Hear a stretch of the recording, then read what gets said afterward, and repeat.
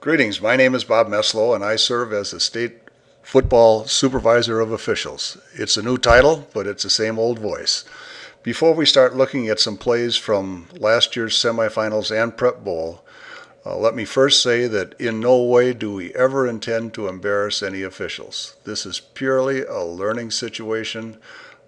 We know that there's no such thing as a perfectly officiated job or officiated game, and we're going to go through and show some great plays and some marginal plays.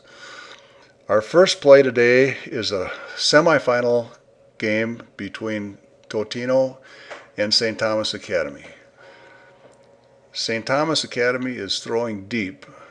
Keep your eye on the back judge.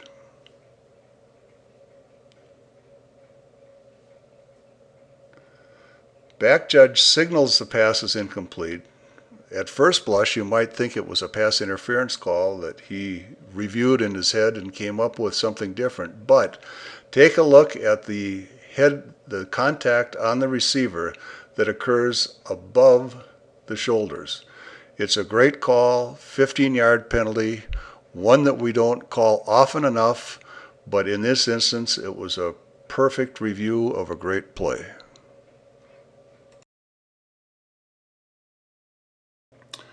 Here we have an interesting play from the 3A game. Passer from Team A rolls out. There's a question as to whether he releases the ball behind or beyond the line of scrimmage. Notice the position of both the umpire and the linesman on the play, and neither one is in a spot where he could step up and help make the determination of whether it was beyond or behind. It appears like it was behind, but the mechanic is we have to get help from both the wing and the umpire to make this determination. Don't release too soon as the wing and umpire. Be sure when you read pass to move immediately to the line of scrimmage.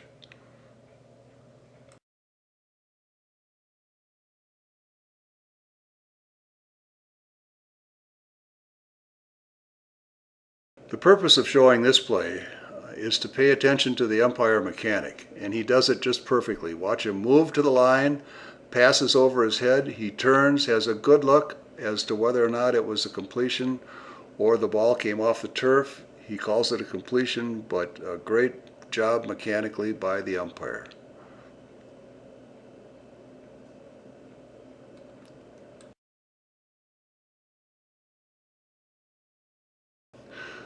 The remainder of the plays that we'll be looking at will all come from Prep Bowl. The first play we're looking at is from the 9-man game, and take a look at the excellent coverage and judgment that we see from this officiating crew. Was it joint reception? They both sell that it was an interception, and we'll see as we look at it a second time that they were Johnny on the spot and made an absolutely correct call.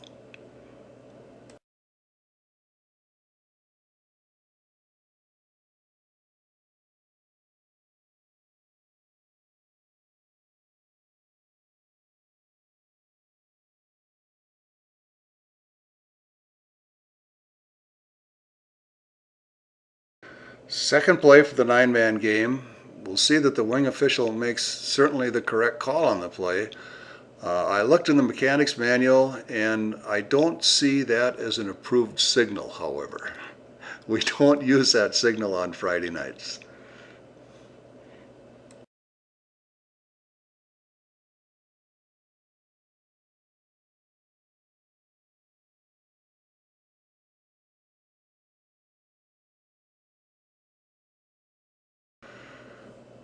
We'll look again at this play a couple of times.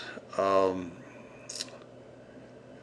kick, at first when you look at it, you think it might have been partially blocked, but when we look at it a second time, we'll see that the kick came out clean, and the referee is signaling that it's only a 5-yarder. Look at it again with me, and you'll see that it clearly should have been a 15.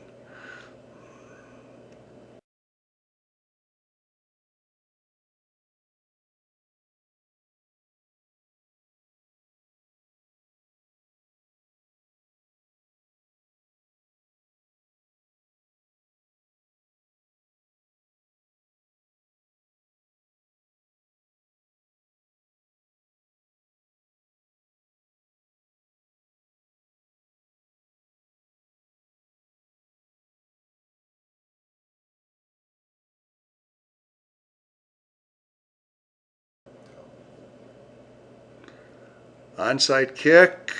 They were prepared for it. They get the clock stopped. They spot the ball at the point of control. Just a good anticipation, onside kick, officiating mechanics. Ball squirts around a little bit. There we've got it.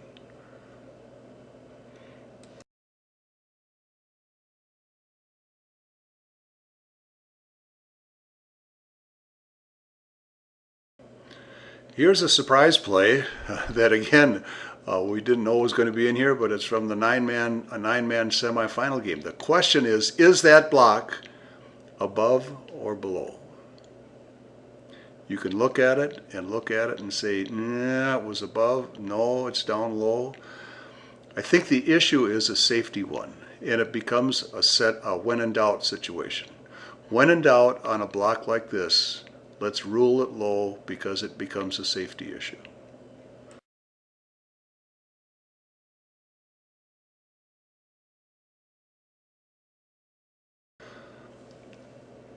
First play from the 1A game, it's a long gainer, and what we're looking at is number 54. See him chasing the play. Watch his block. Was that a block in the back? It was called a block in the back, and I think it was a good call. Block in the back on the offense. Result of the play, first down.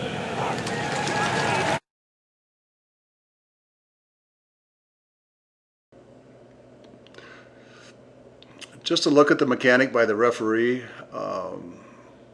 Could it have been a roughing the passer call? Looking at it again, absolutely not. Good play by the defense.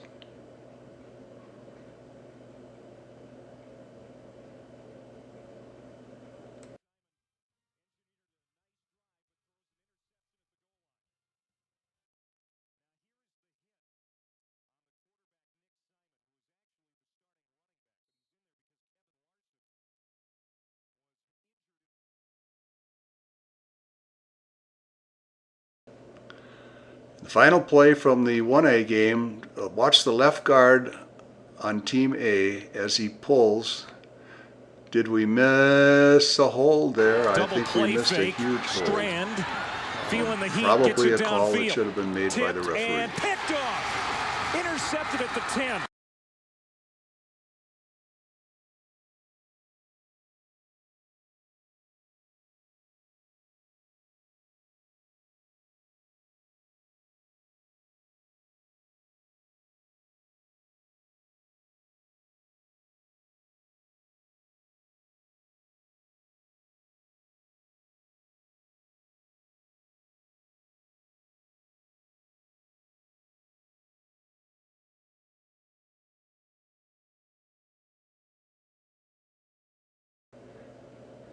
Here's a good play on questionable grounding, or did he get rid of it?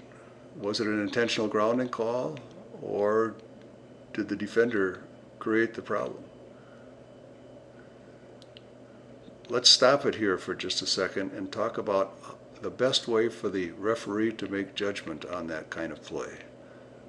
Question on this play is whether it was intentional grounding, or did the passer release the ball as he was being hit by a Team B player.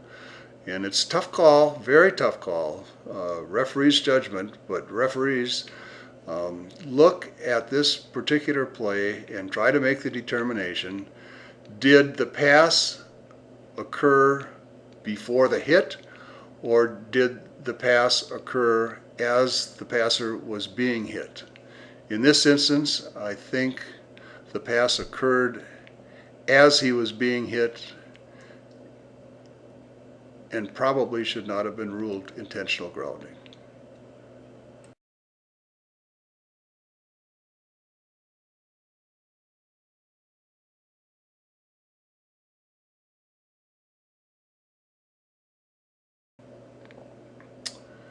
Good call, no question. A lot of stuff going on after the play. One of the officials came in, threw a flag, called it unsportsmanlike conduct. The referee said unsportsmanlike conduct, but gave the personal foul signal. I'm pretty sure it's on. Dead ball foul, unsportsmanlike conduct on the defense, 15-yard penalty. It'll be first down.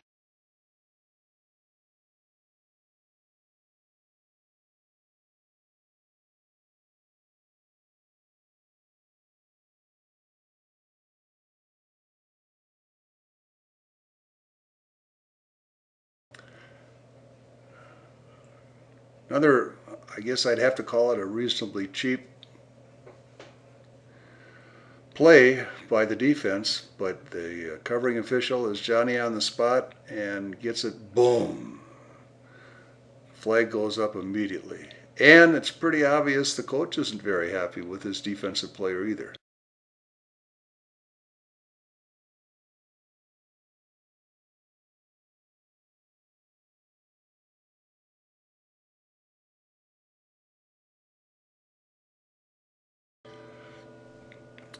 This play shows the importance of communication that should have occurred between the line judge and the back judge.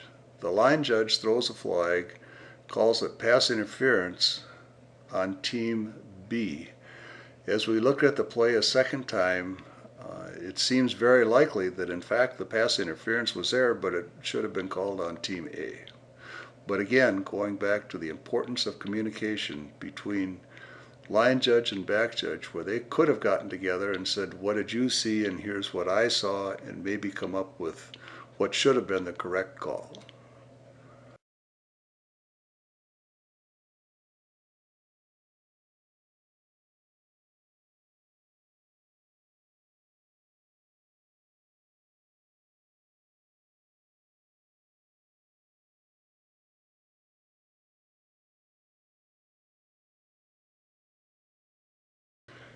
Interesting play, one in which all of you will have a chance to make the call.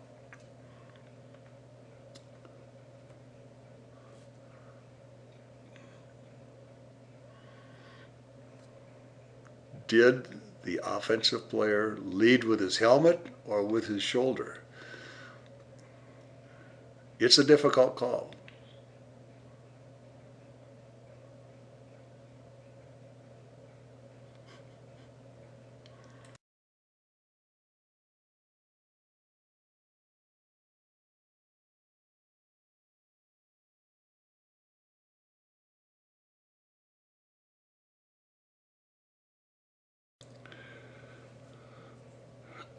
Interesting play. Good no call by the official. If we look at it a second time, we'll see that the defender, number 15, when he made contact with the receiver going out of bounds, he actually initiated that contact when his feet were in bounds. Watch 15.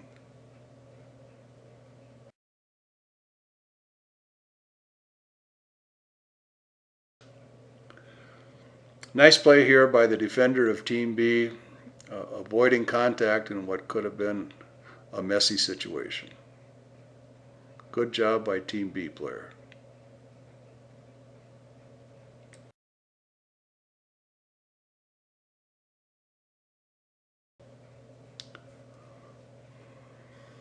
Here's a holding call. Watch number 23. Good hold and good call on the hold. They caught him.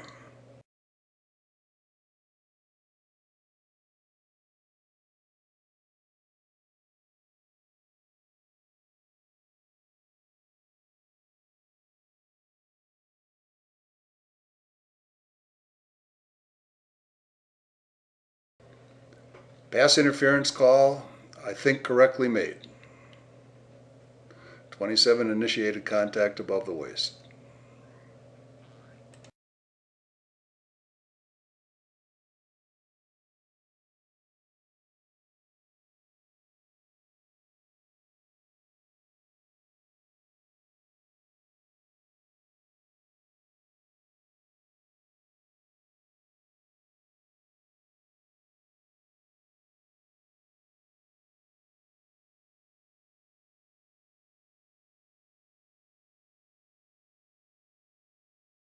Our final play from the 2A game, question of whether this pass was forward or backward. As we look at it, it appears to be forward. And here we have good coverage by the wing official. He stepped into the backfield to see if it was forward or backward and was ready to make the call. Good job.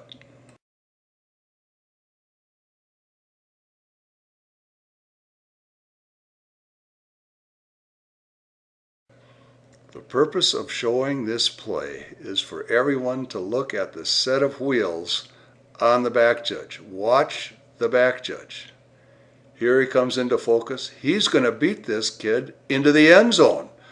Now, is that standard speed for every back judge in the state? I sure hope so.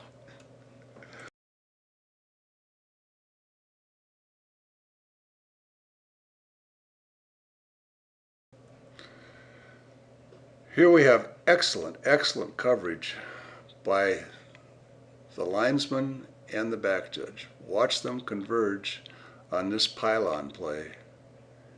Both there, both signaling touchdown.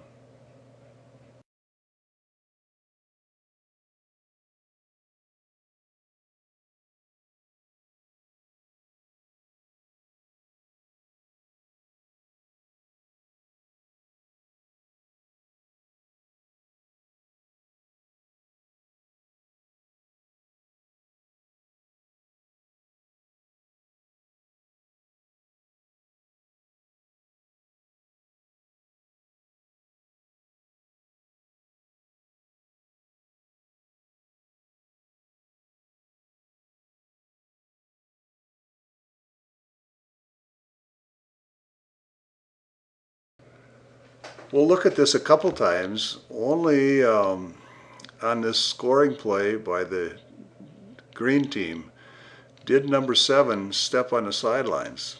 Boy, it is close, but it appeared that the wing official was right on top of it, so he ruled him inbounds, and away we go.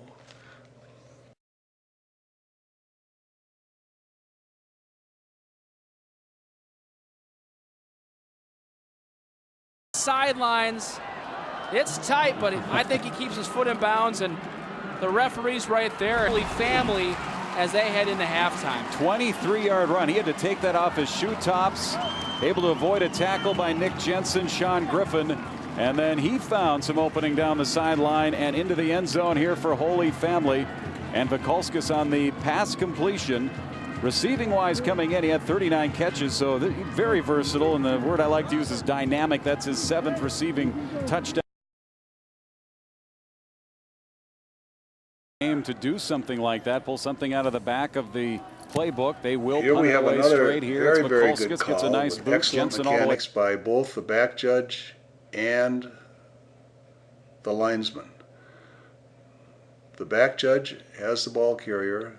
The linesman comes down and gets the foul, blocking the back.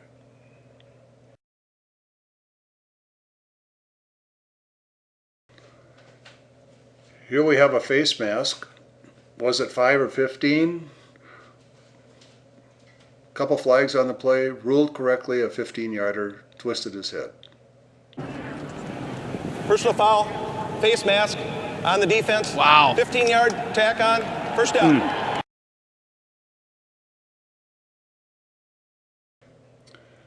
Completed pass play.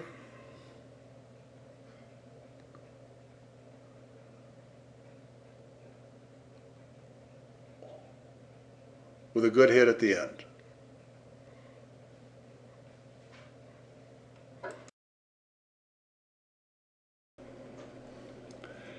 First pass is backward, second pass forward. Ooh, a good hit at the end of the play.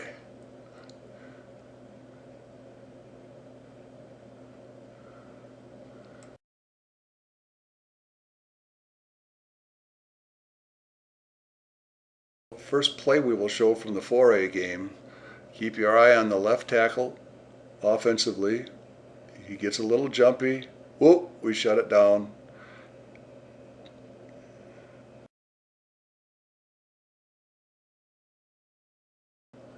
This is just a fun play to watch. Team A from the 5-yard line comes up with a trick play with just perfect execution.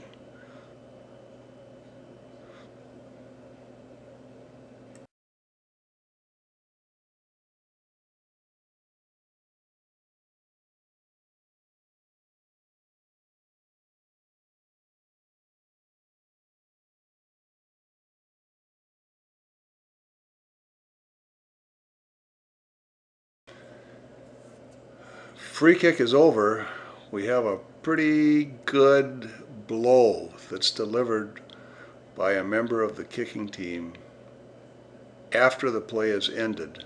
The officials do a good job of converging to prevent anything else from happening, but more than likely a flag would have been appropriate. Boom, right there. There was no reason for that kind of contact to occur. My concern is, as we look at this picture, that we now have 5 officials within 10 yards of the ball. Who is doing any off-ball officiating in this kind of situation? We all don't need to be in there.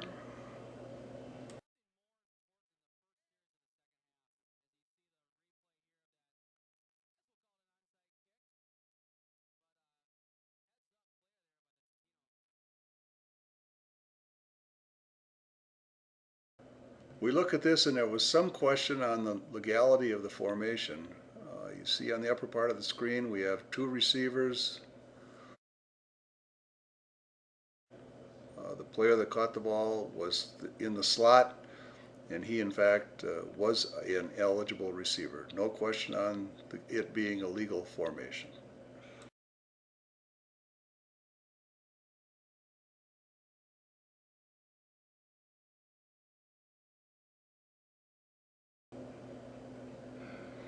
Free kick return. Flag for face mask foul. Referee and the wing official talk it through, come up with the determination that it was a 5-yard face mask. When we look at it a second time, there's no question that it should have been a 15-yard face mask call, and it was a call where the referee coming up on the play had the best look at it. Watch 46, turns the helmet right around. That's a 15-yarder.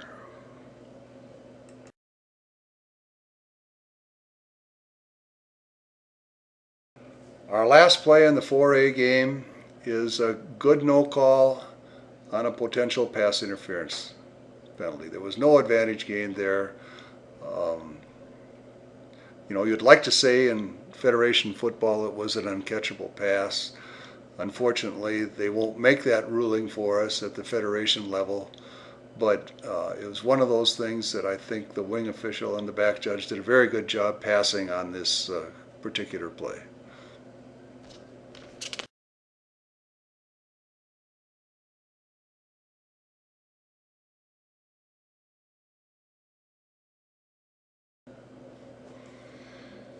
Here's the first play from scrimmage in the 5-man game.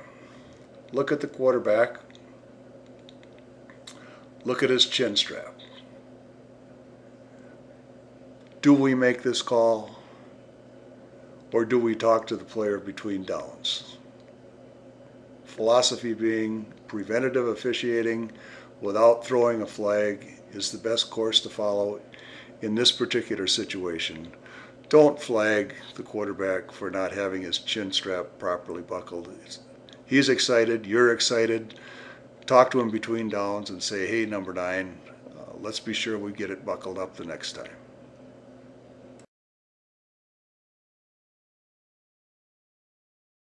Second play from the 5A game, we'll see that the pass is completed behind the line of scrimmage, which means it's okay to be blocking beyond the line of scrimmage before the pass is completed.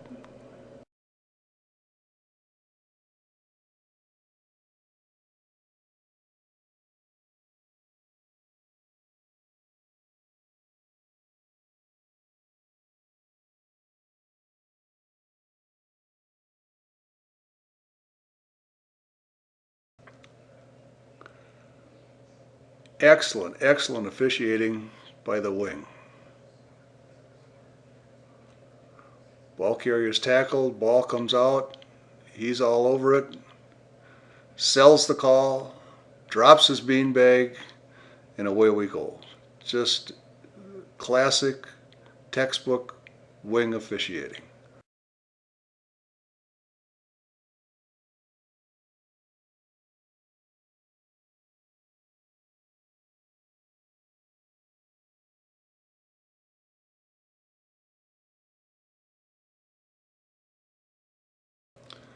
Scrimmage kick, watch what happens, the result of the play. This is scrimmage kick that absolutely can't get any better, and the coverage cannot get any better, and the officials all over it.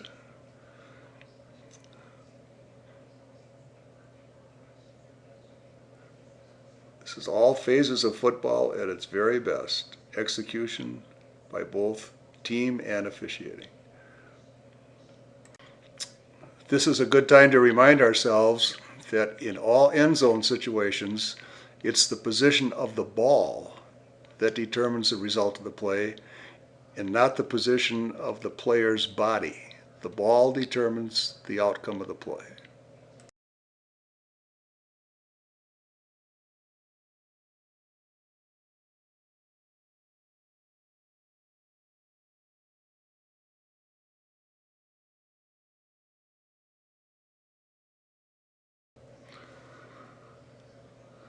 Good no call by the referee. Potential roughing? I don't think so. That kicker turned his body and tripped over a couple players. Good job by the referee.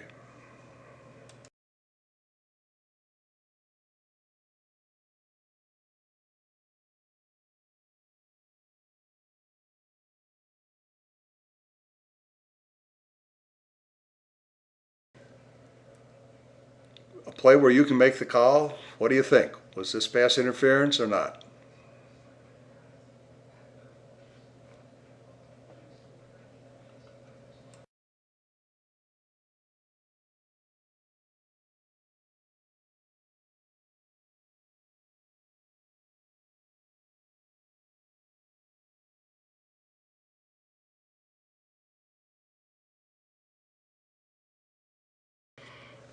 Very similar play to the previous one we just looked at.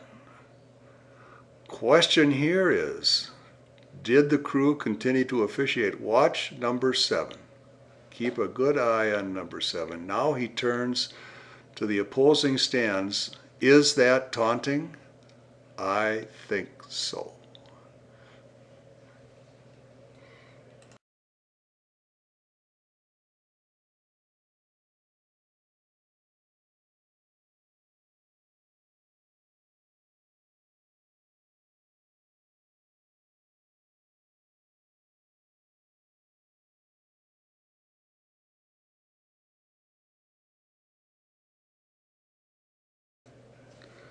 Scrimmage kick, fair catch called, ball hits the ground, player picks it up and runs with it. Back judge comes in, throws a flag for delay of game. Should the wing official coming down this near sideline also have had a flag for delay of game? It wouldn't have hurt to have had 2 flags on this particular play.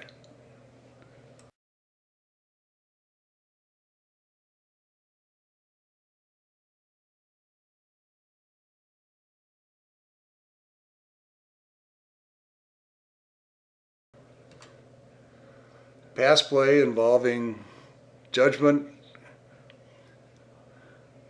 catch, no catch. When in doubt, wing official comes in and I think correctly rules no catch.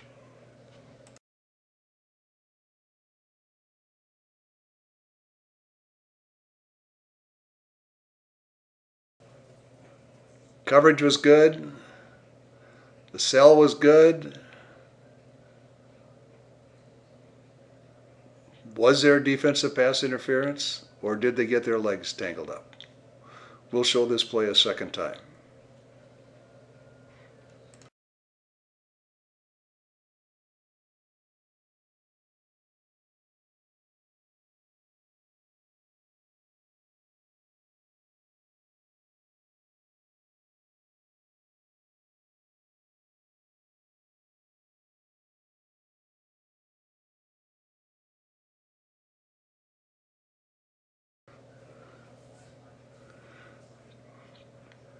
Wonderful execution of an onside kick. It goes 10 yards.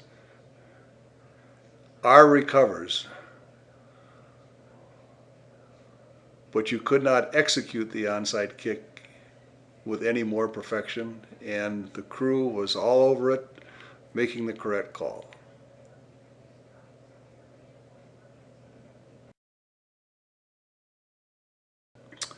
This brings to conclusion our presentation of plays from 2010 Prep Bowl and some semifinal action.